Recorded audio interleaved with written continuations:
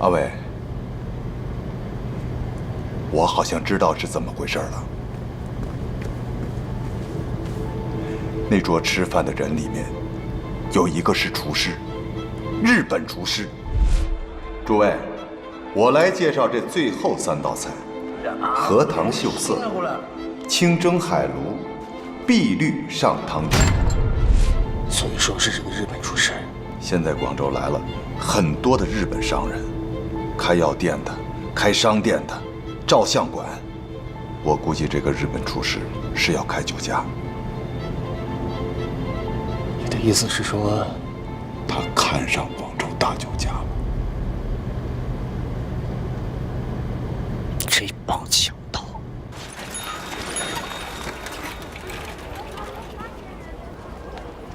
去后面。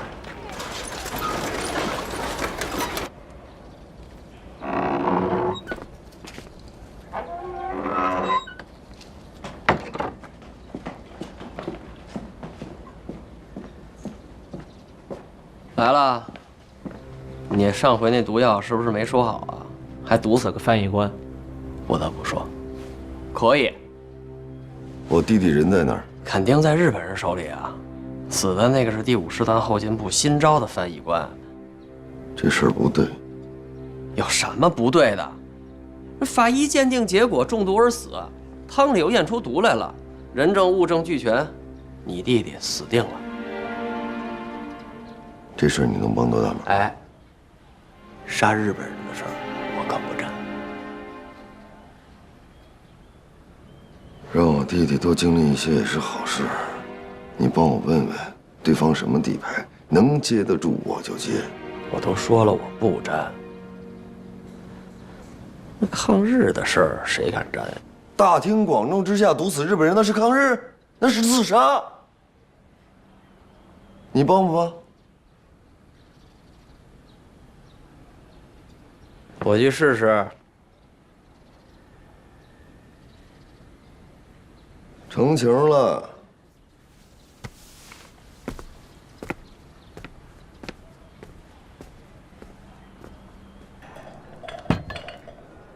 小沢、死んだ中国人はね、適当に捕まえたやつでアヘンを吸ってるクズだよ。いや違うだろ岡田。こんなはずじゃないんだろ。自分で何とかしてあの店を買うことはできるお前そんな金持ってないよ。田舎の物産を全部売っても足りないよ。いやそれにしてもあんなことしちゃダメだろ。なぜダメなのよ。甲州を占領したのだ。こうするのも当然だ。入軍してから俺の心は固くなった。任務遂行するために何もできるよ。今俺たちの任務はあの店を手に入れることだ。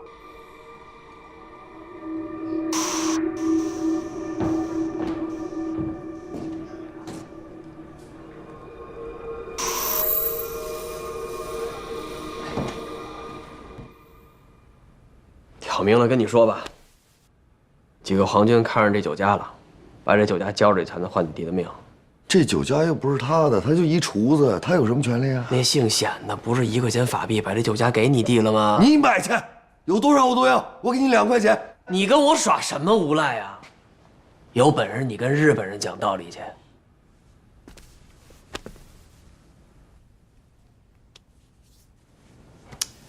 另请高明吧。知道人棺在哪里吗？在日本军营的仓库里。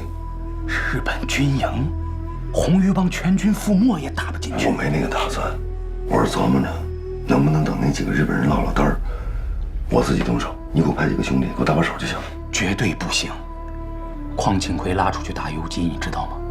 前2天偷偷进城杀了2个日本军官，现在到处都是关卡和巡逻队。你要是抓了人，半条街都跑不出去。哎，能不能通过行会试试啊？酒楼的行会挺厉害，前些年因为什么事跟别的行会打起来了，还找我们助过拳，打得整条街都炸了。你说的那是中国人和中国人，你行会出面，你得找一个能说得上话的人吧？你现在找谁说理去？日本军营都不让你进。联系一下显老板啊，他人脉广。再说了，这是他的地盘。我找人把信儿已经送到香港去了，但是什么时候能送到，你知道吗？再说了，跟人家有什么关系啊？再想想嘛，看看我们还认识什么能说得上话的人，最好能跟日本人有点什么关系，做过生意什么的。哎，詹姆斯侯行不行啊？他跟外国人说得上话。哎呀，不行，他也跑香港去了。还真有一个人能说得上话。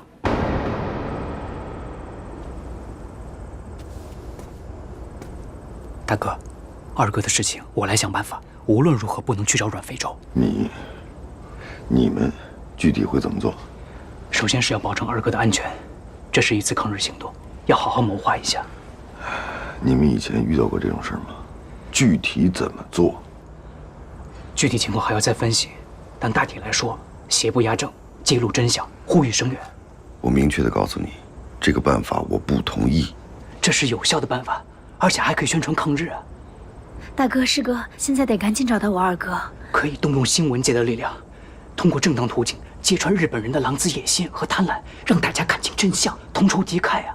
我就问你，如果他们死片了，把人往江里头一扔，不承认怎么办？大哥，这不是陈家一家人的事情，我们一起来想办法。我还是那句话，你们的办法我不同意。你老老实实守着我妹妹，否则别怪我翻脸。等我消息。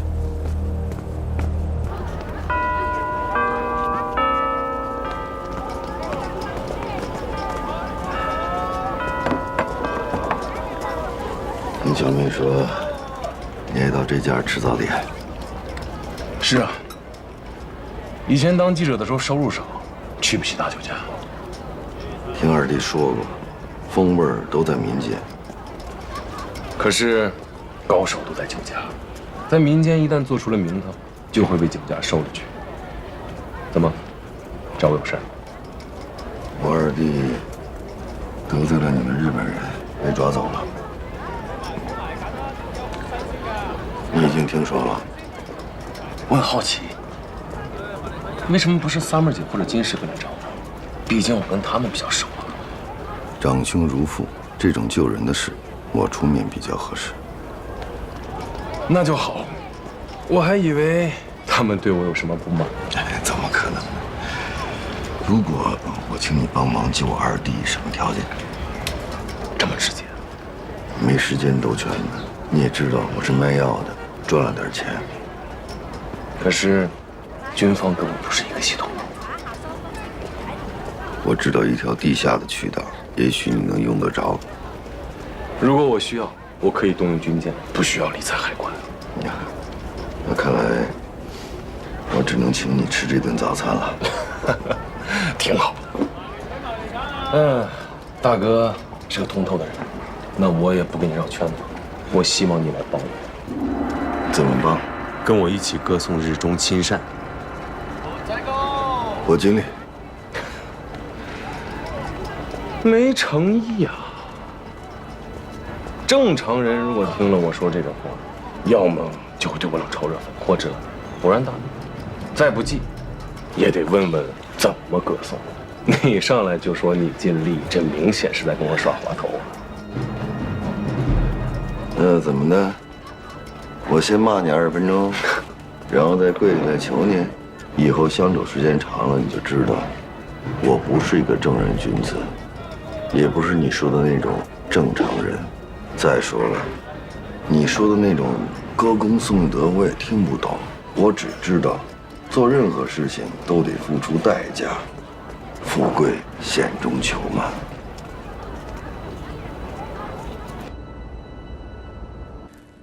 大家分头去联络所有的行会、商会、工厂、作坊，上级指示要把这次罢工搞成向日本侵略者的示威，以酒楼从业工会、茶居从业工会、茶楼从业工会、粉面茶馆和饼干工会为主，动员大家团结起来。咱们口号是什么？求生存。日本人一直宣扬大东亚共存共荣，粉饰广州歌舞升平，我们用罢工粉碎他们的谎言。那主题标语就写“求生存”3个字。龙哥，我觉得求字不好，为什么要向日本人哀求？对，应该是要生存，体现救亡图存的意思。好，聪聪负责撰写标语，体现生命朝不保夕，百姓不堪掠夺的意思就行。多写一些，要短句，不要长句。是。其他同志分地区、分行业、分头去联络，时间不等人。明早6点起，广州影视行业集体罢市，其他行业罢工声援。是。散会。中共地下党在广州开展各种形式的抗日活动，成立各种抗日组织，印刷、张贴、散发抗日传单，鼓舞百姓士气。日军占领广州的7年时间里，中共地下党领导的抗日活动从未停息。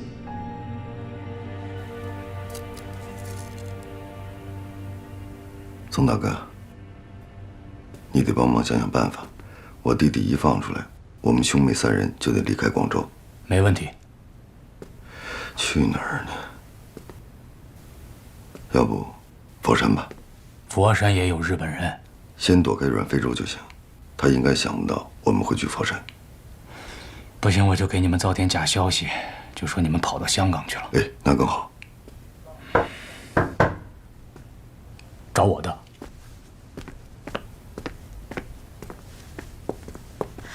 大哥，二哥怎么办啊？放心吧，他明天就能回来。你怎么知道？我找人了。哎呀，你上去，赶紧把行李收拾了。等你二哥回来了，咱们就马上走。我们能不走吗？我跟你二哥被人盯上了，不能不走。可是我师哥还在这儿呢。他能顾得上你吗？他眼里边只有他自己要做的事儿。山河，红玉帮接到通知，号召码头所有工人罢工，声援茶楼、酒楼工会组织的罢市活动。不好，要坏事儿。事情就是这样，我受陈山河之托，替双方斡旋。不过，替皇军服务是我的本分。这件事情，我不方便出面。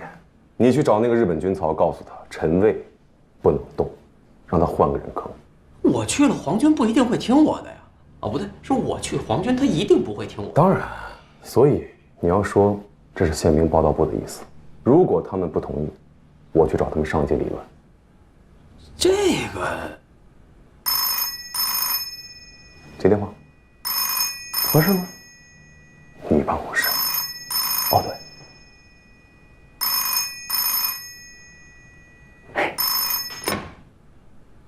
喂，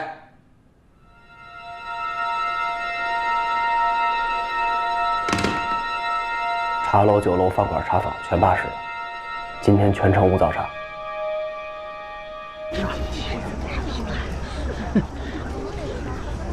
日本人都很怎么样？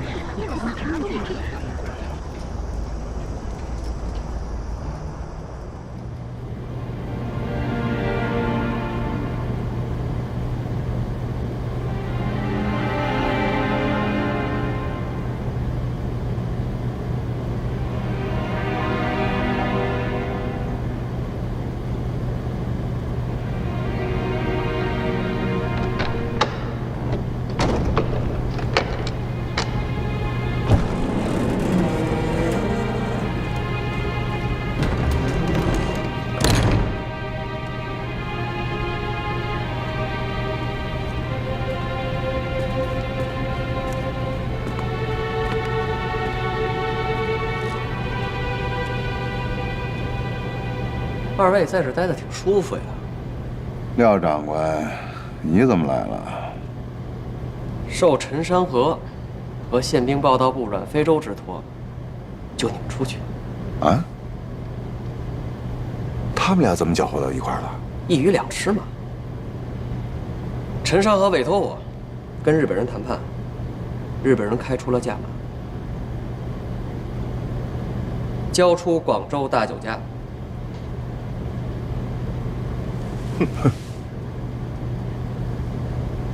想得美。是，人家就是想得美。先弄个人死在广州大酒家，证据确凿。现在是，要么你们把酒家交出去，要么你俩去死。你说，是不是很美？那陈山河怎么说？他知道这酒家是你们的心血，当然不肯答应了，所以他才找的阮非洲嘛。阮非洲开了什么条件？开什么条件我就不知道。但是以后你大哥就是阮非洲的人了。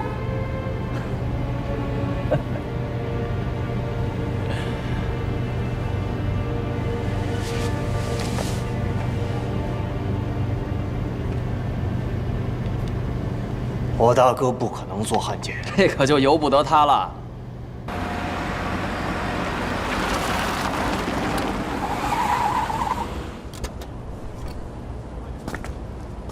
山河兄，你怎么来了？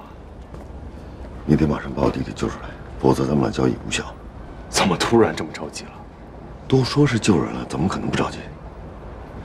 你是因为金惠荣挑动了巴氏，你怕事情闹大了，他们会杀了你弟弟？哎，什么巴氏不巴氏的我不知道，我只是要求你信守承诺，也表示一下你求贤若渴的诚意嘛。巴氏这么重要的情况，你都不肯主动告诉我，即便现在问你，你还是装作不知道。我真的是怀疑你的诚意。你救不救人？我已经在救了。你们俩商量一下，签个和解书，随便给个几十几百的，这事儿就算过去了。别辜负了你大哥一番心血。等一下，还有什么事儿？帮我去给日本人带个话，这广州大酒家我给他们了，但是我有2个条件。第一个条件，他们只有使用权，没有所有权。等到有一天东家回来了，这个酒家还要还给人家。不必给人家，你大哥都已经。他们不是只想要这个酒家吗？求人得人，别想拖我大哥下水。这是何必呢？还有第2个条件，广州大酒家所有的员工必须要留用。哎，不包括我，我不给日本人干活。行，那你就这么跟他们说一下吧。我们2个现在马上回广州大酒家，找一些朋友过来作证，当场转让。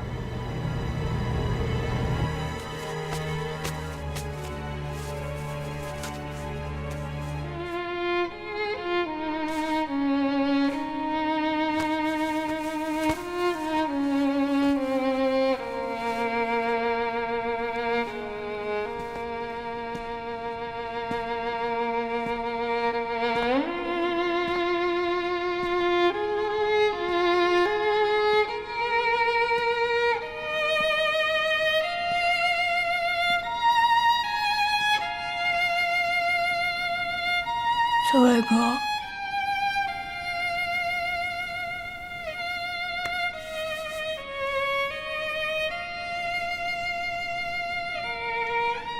小华，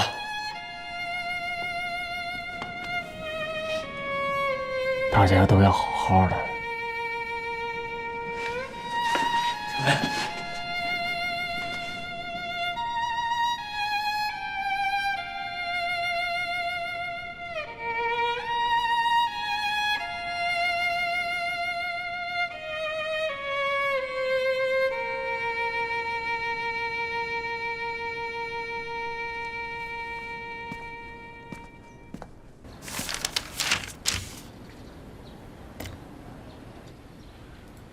腰を正せろよ。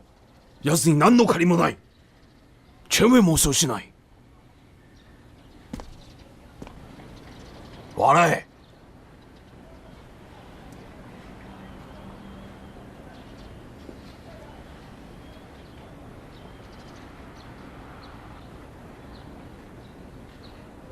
还有什么要交代的吗？人在做，天在看。不说了，再说多了就拼命了。行，吉时已到，签字吧。他先签。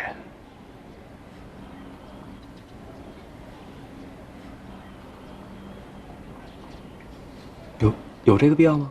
因为不是我主动想要卖的，是他们逼我的。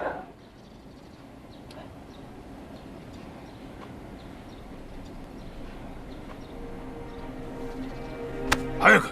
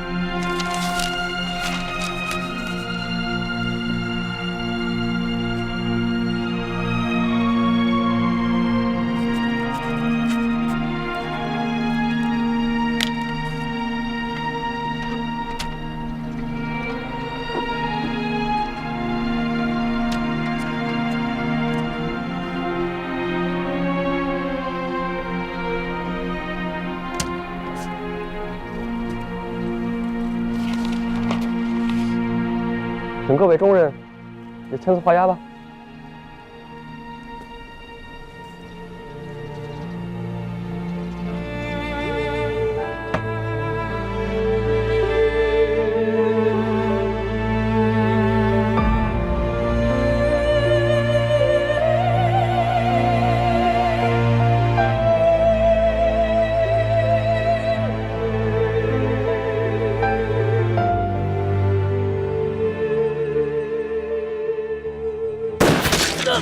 前にいるんだ。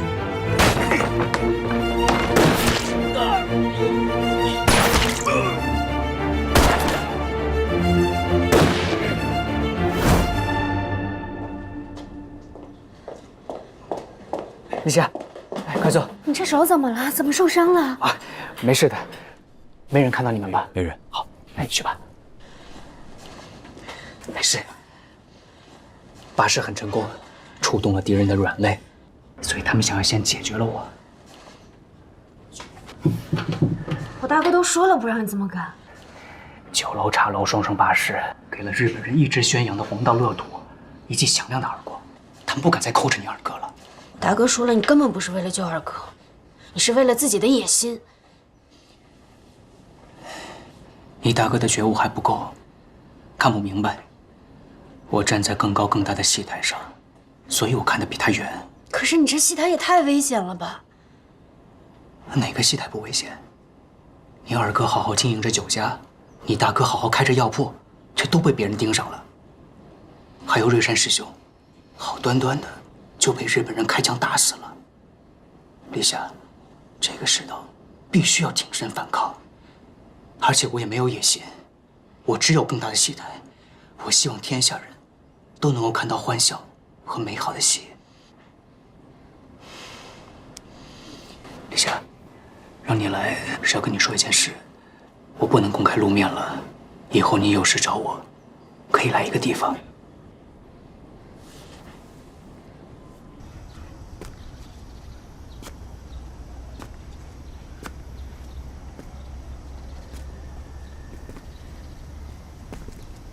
六哥，有事啊？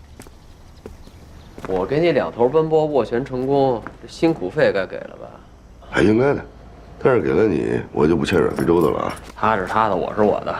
再说了，你应该庆幸，不光你弟弟保住了命，你还保住了名声。对，都是我的功劳。是，进去喝杯茶。喝好茶啊。好。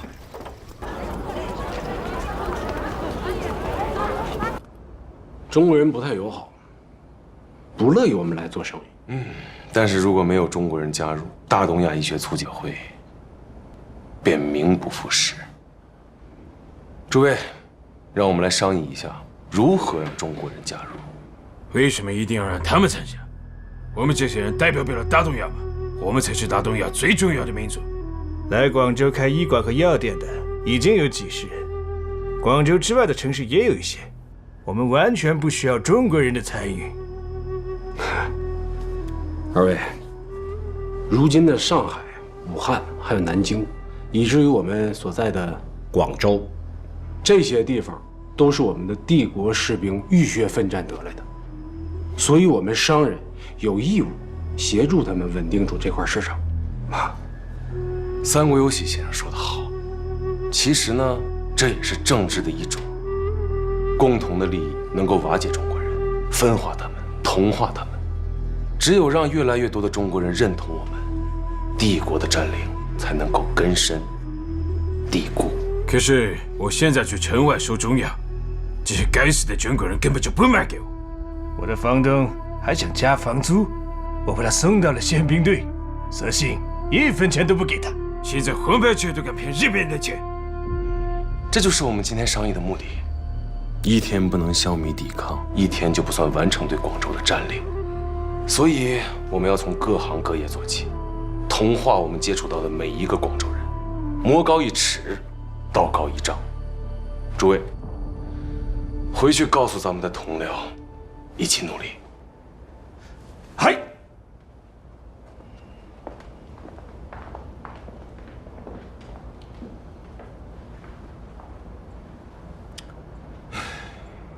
你们宪兵队的事儿呢，我不懂。但是医药行业就得先控制住那个领头的。你擒贼先擒王嘛，你只要把那领头的摁住，其他人自然也就随过来了。怎么摁啊？这些人要么逃出广州，要么装病，关门闭户。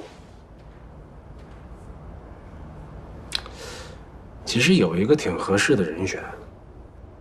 我跟他打过交道，有能力有野心，关键是在这块儿谁都给面。谁？他有一家制造发冷丸的药厂，叫陈山河。陈山河。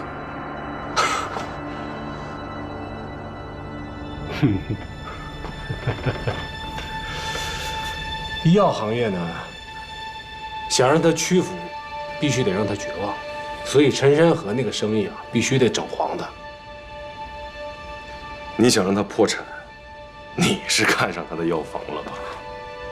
咱们也不差那一家药房，我这不就是想帮你个忙吗？我是看中陈山河在中国医药商人里的影响力。如果他破产了，影响力还在吗？有钱就有影响力啊！只要让他依附于任何一家日本药店，我们就能让他重新有钱，还能让更多的中国人知道，只有依附于我们才能生存下去。不是依附，是共存、共荣。这词儿好，共存共荣。陈山河的生意呢，主要是靠走私西药，可以从这方面出发，让他绝望。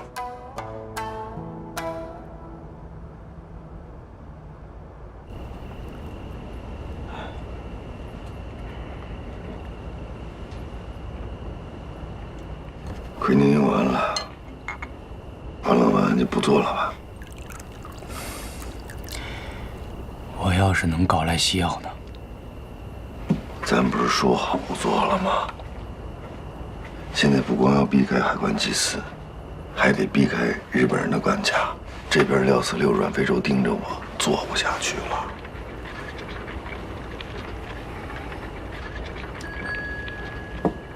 你在南路药房的安谷分成不变，照规矩还存在颐和洋行。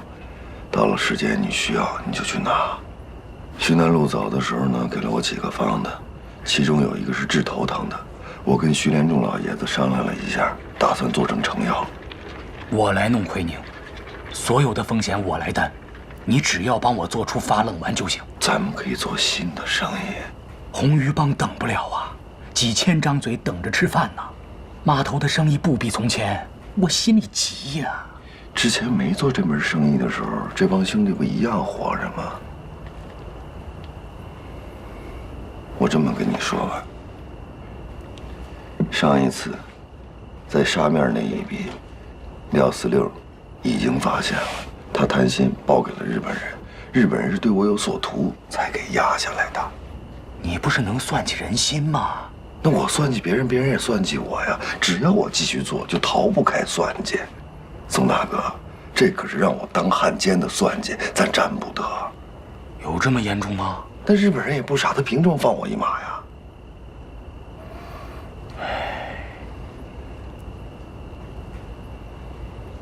哎，这样，从现在开始，咱俩不是搭档了，就是纯粹的生意关系。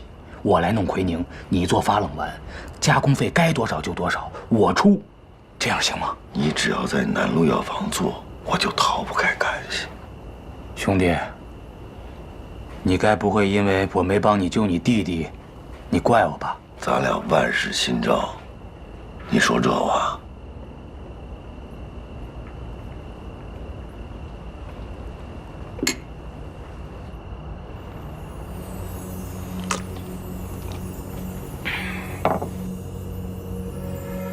近日，破获一起西药走私案，击毙走私犯罪团伙骨干7名，收缴走私西药奎宁5000片，涉案数额巨大。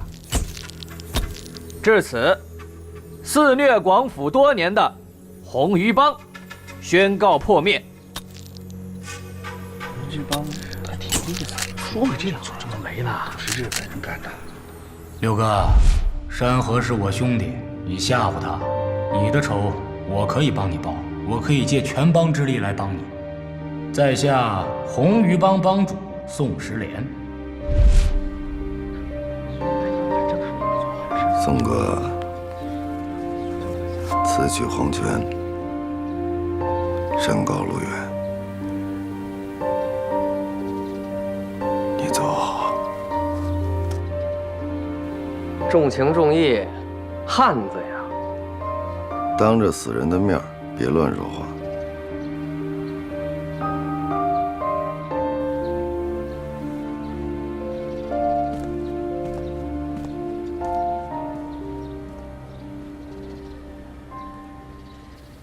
是谁提供的线索？你千万别告诉我是海关缉私，他们没这本事。要是我有这本事呢？那就是你狗拿耗子管过界了。说吧，当我欠你个人情。哎，陈山河，你哪来的这自信啊？啊，每次都冲我吆五喝六的。你别忘了，你是民，我是官，你是匪，我是警，凭什么呀你？凭我不要命。还有，以后别总冤枉我是匪。我是正经手法的药材商人。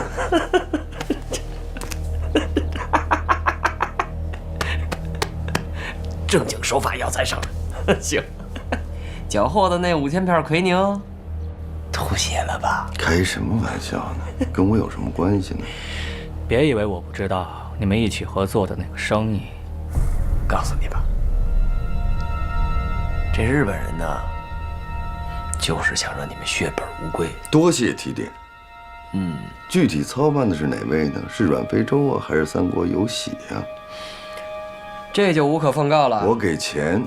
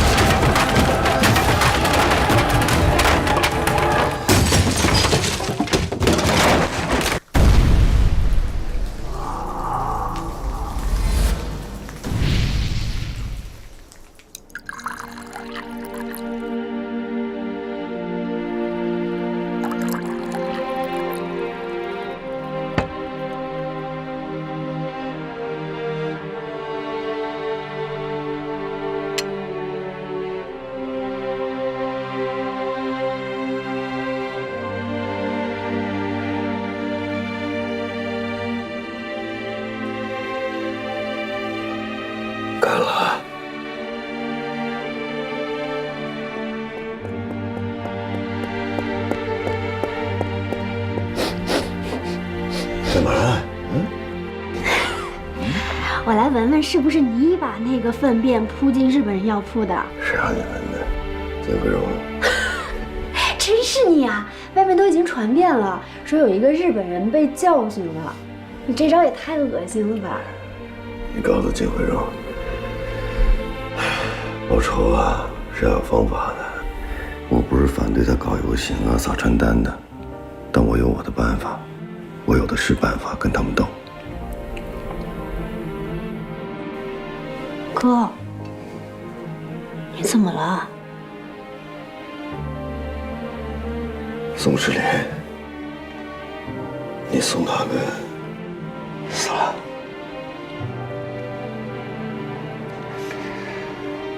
宋大哥呀，不算是个好人。刚认识他的时候，他手底下的人想抓我们钱，你嫂子上了当，气坏了。我跟他呢是不打不相识。他这个人虚荣、要面子、贪吃、贪财，但是对手底下3000个兄弟是真好。我不如他，小妹，人活这一辈子，独善其身容易，难就难在为别人担大旗。我有2个哥哥，还有师哥，我师傅、我干爹都会替我担着的。要是有一天让你担责任，那我这大哥就太不负责任了。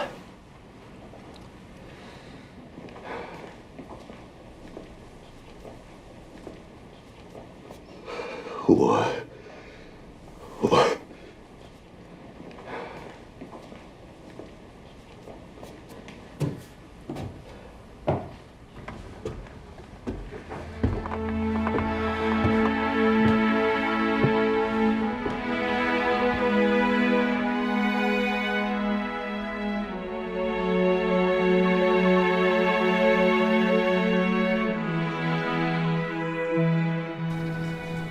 你不用给我整这没有用的，你都看清楚没有啊？啊，这是啥？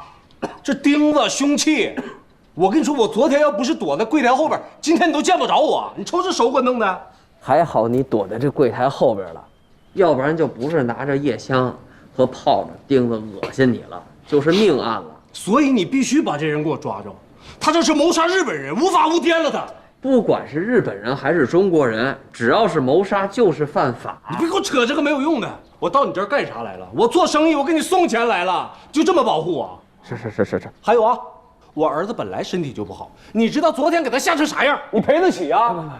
三国有喜先生，先别激动。我能不激动吗？我知道，这人没事儿，这就是万幸，这都是身外之物。身外之物没落到你头上，你觉得身外之物？他要把你办公室炸了呢，你还这么想啊？啊！我想办法把这案子破了，行了吧？你必须想办法，你就干这个的你。我亲自负责把这案子破了，行吧？我去破案了啊！都不知道你怎么忍的。哎，我告诉你啊，你要是抓不着那人，我这儿所有损失你们出。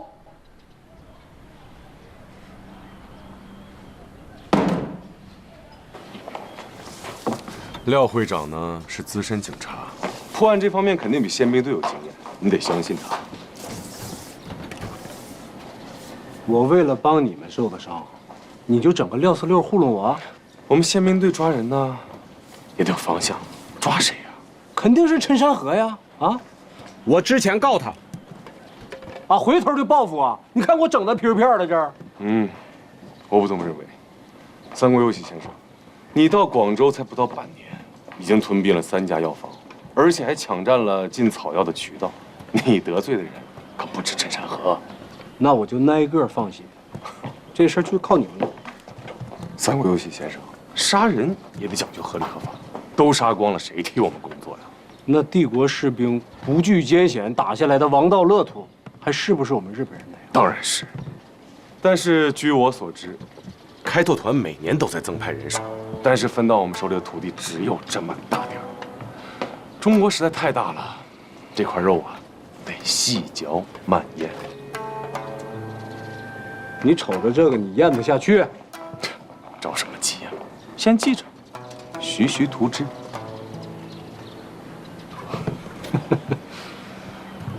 阮副主任，你是真不知道我是谁？